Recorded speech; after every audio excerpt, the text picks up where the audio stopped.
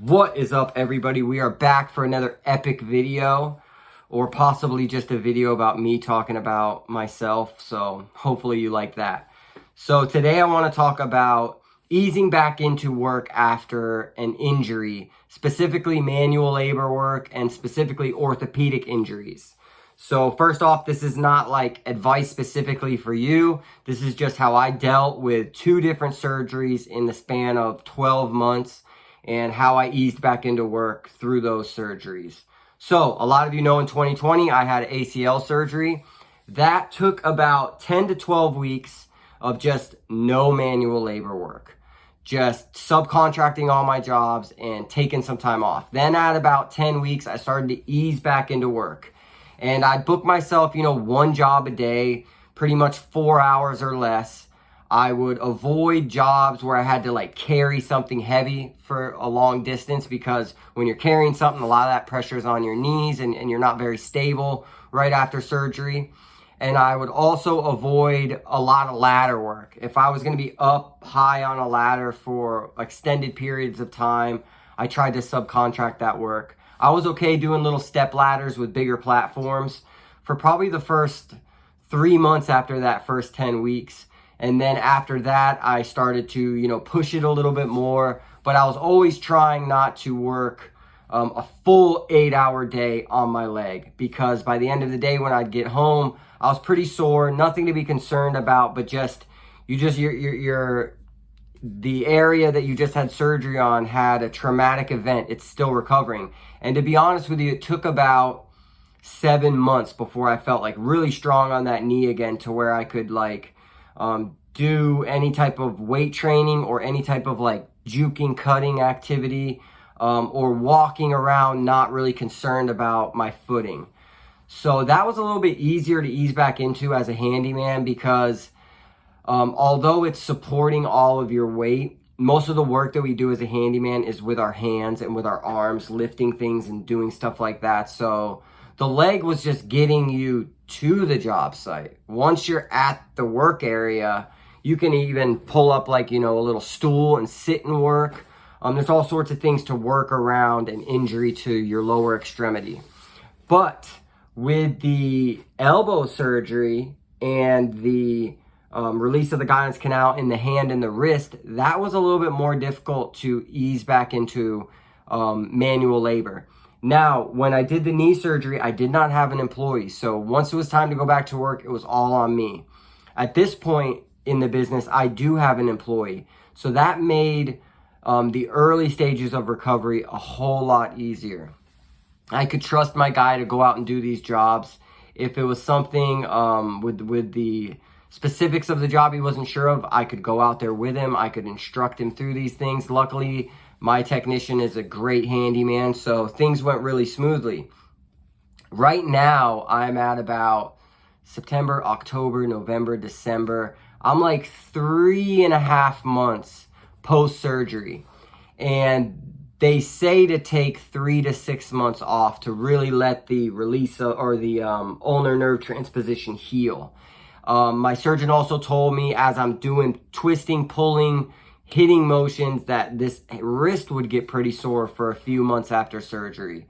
So I've really been taking it really easy. Have my technician, like I said, doing most of the work, but he fell under the weather a little bit this last week. Nothing to be concerned about, but at this day and age, you can't really have somebody that's sneezing or coughing anywhere near a client's house, because everybody's on red alert. So I've kept him at home. Today was the first day he went and did 1 job, then wasn't feeling great, so he went back home. And I've had to pick up the slack Monday and the second half of today. So luckily, these jobs weren't super extensive, but they did require me to hold things, twist things, pull things. I'm a handyman. That's the name of the game.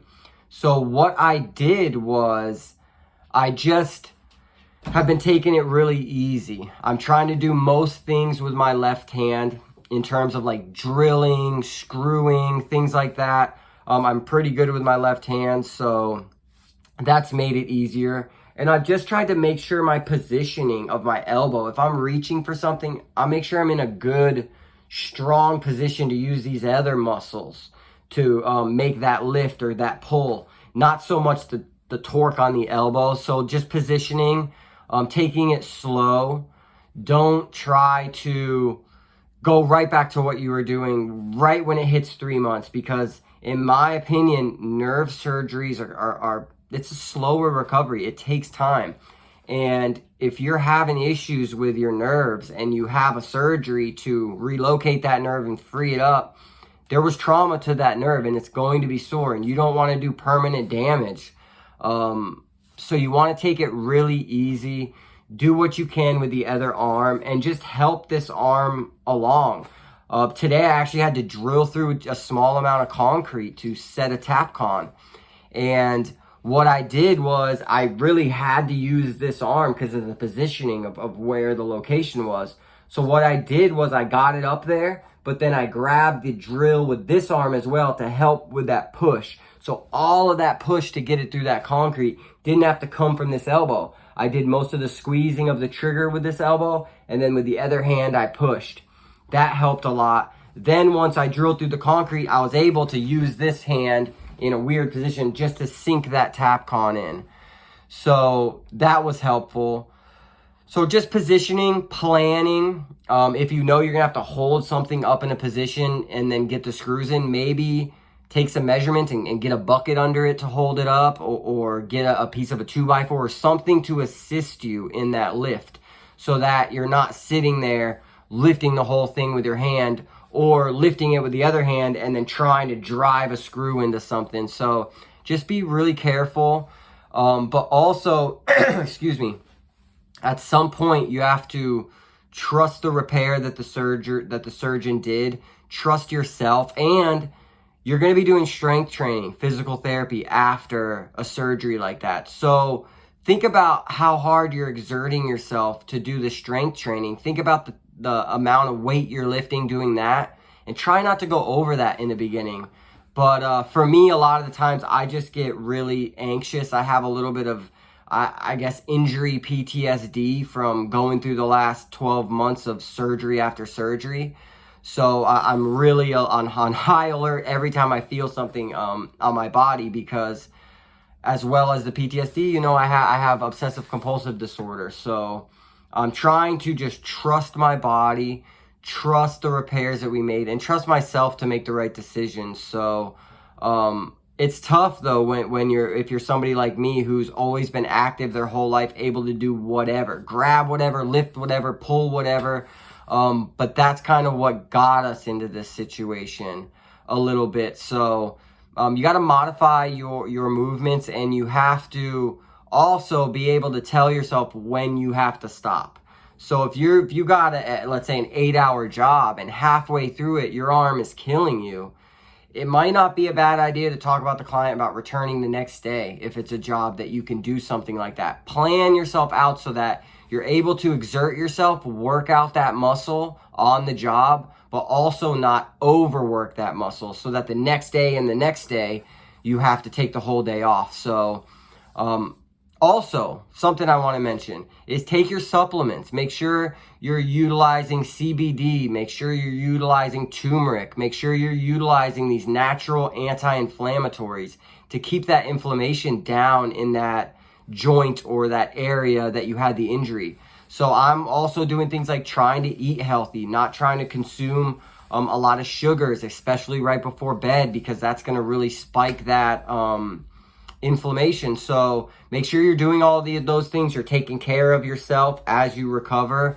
and trust yourself. So like always, like this video so other people can find it. Leave me a comment of some injuries that you've dealt with and how you eased back into manual labor work. And like always, subscribe. We're getting up there, probably in the early 300s at this point, 315, something like that. Let's get to 400 subscribers, and I will get out here in this community and donate $100 to a nonprofit organization that I feel does great things. So click that subscribe button. Hope this helps.